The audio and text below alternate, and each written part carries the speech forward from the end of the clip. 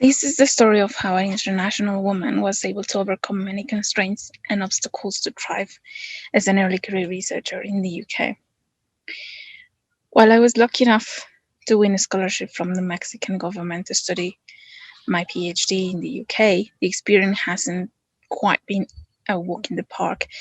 The distance was a little daunting at first, and along the way, financial constraints and all sorts of mixed feelings have made me question if I really was worth it. But at the end, it has turned to be one of the best decisions I've made. I found quite a big Mexican community which helped me navigate the cultural changes and coping with the weather.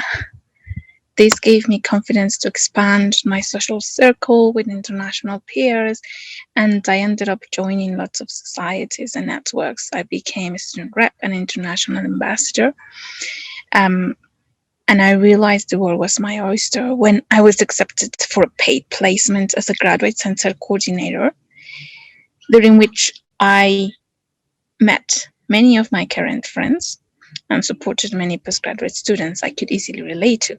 Maybe because most of them were international and felt overwhelmed with the cultural or educational differences and expectations, or maybe it was a generational similarity, and I was also able to learn from their experiences.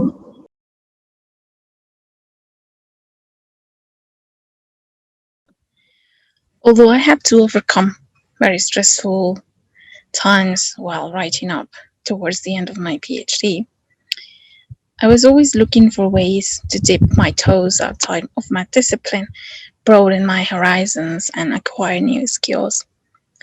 I wanted to experience putting some of my doctoral skills to the test in a different professional environment, but also in a different country. I successfully applied for travel awards that helped me doing this project in New Zealand for 7 weeks. My project aimed to develop ways to ensure research findings reach their intended audiences. This felt like a worthy goal, particularly given the wealth of public misinformation surrounding the health and diet, which is my field. Despite a common language, New Zealand is massively different from the UK in social and cultural terms, but it's a thrilling place. My stay there has made me more confident professional, allow me to hone my networking and organizational skills, and made me much more aware of issues surrounding equity and diversity. It also led me to discover the amazing Les Mills workouts that show many women empowering other superwomen. 3 weeks before the pandemic hit, and the first UK lockdown was declared, I successfully defended my PhD work during my viva. Although my CV was growing with many experiences I already mentioned, many vacancies closed and research priorities shifted dramatically towards a field I had no experience of whatsoever. Being without a job during the pandemic lockdown was incredibly worrying, and the origin of various breakdowns where I was about to buy my one-way ticket back to Mexico. My personal networks and new contacts as PhD graduates, though, offered a light of hope. And I started working as a research assistant in a casual assignment at the University of Nottingham. I also coordinated a multi-university project to find out how the pandemic was affecting remote workers in terms of diet, exercise, and mental health.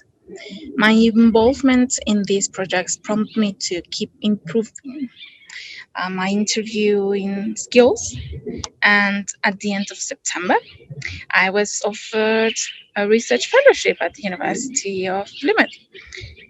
It is a contract for less than a year, I know, but we just want extra funding to extend my role. During this time, my confidence has grown. I have a very supportive PI and have increased my chances of being published and being supported as an early career researcher, despite being international academic.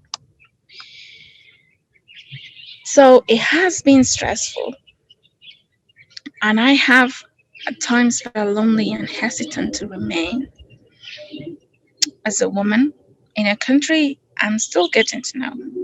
But I firmly believe things happen for a reason and that adversity only makes you stronger, enabling you to overcome things you thought were impossible.